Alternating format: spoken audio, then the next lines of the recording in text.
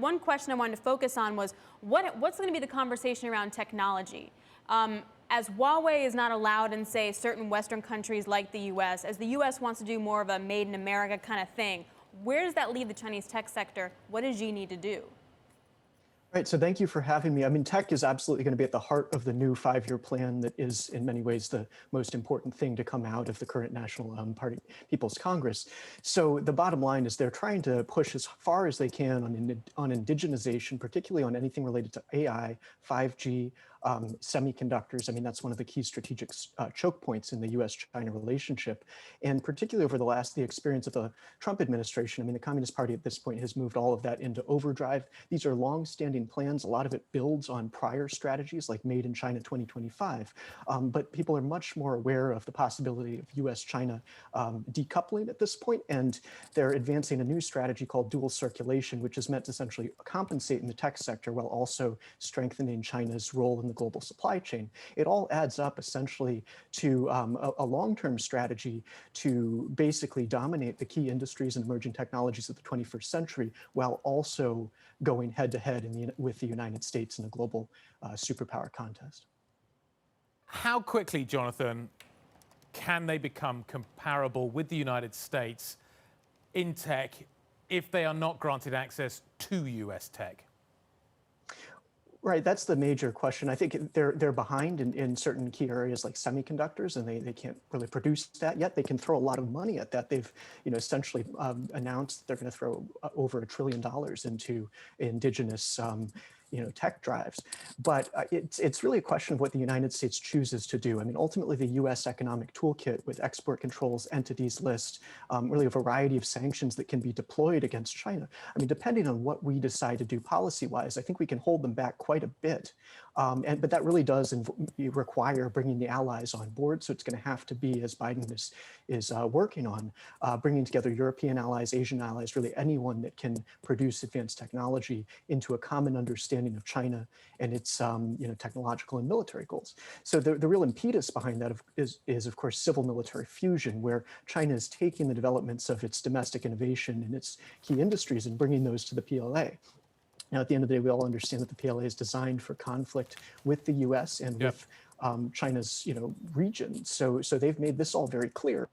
And, we retain, I think, on the U.S. side, a toolkit to slow that down, if not stop that. But in the long run, the fact that they have enough money to throw into this, and that includes a bunch of, overseas capital, will give them certain offsets to U.S. policy. Just hang on for 1 second, Jonathan. We do have some breaking news. We're monitoring what's happening with OPEC Plus, meeting happening today. According to delegates, OPEC Plus is close to keeping output unchanged in April. That would essentially, I think, mean that Russia and Kazakhstan will be able to increase their production that had been agreed upon for the previous months, and Saudi Arabia would then keep their 1 million barrels of oil a day out of the market. Now, if that's the case, that would be unexpected and extraordinarily bullish. Energy Aspect says that anything less than 1.4 million barrels of oil a day would be very bullish. This would even be more bullish, if you can say it like that. We'll watch those headlines as they cross. Jonathan, let's just move there from commodities. There's a conversation in the commodity market about China commodities being in a super cycle. Last time we were in a super cycle, China was going gangbusters. They were making so much stuff, they needed all the things. Is a super cycle going to be reliant on China? Are we going to see that kind of spend from them in the same kind of places?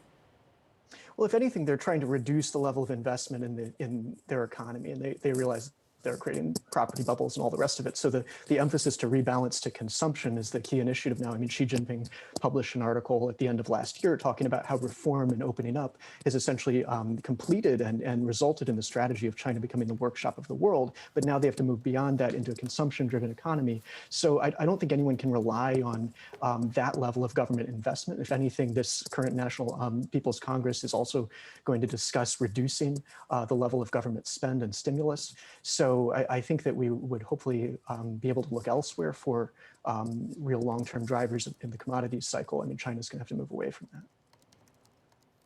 that. Is Xi Jinping going to keep going?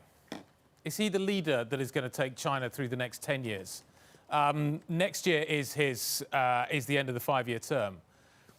This year, presumably, is the kind of prelude to set up the chance for a continuation of power. But is that what the world should expect? I think so. I mean, on any given day, I mean, being the chairman of the Communist Party of China means that there's going to be internal, potentially conspiring against that ruler, and they have to manage all that.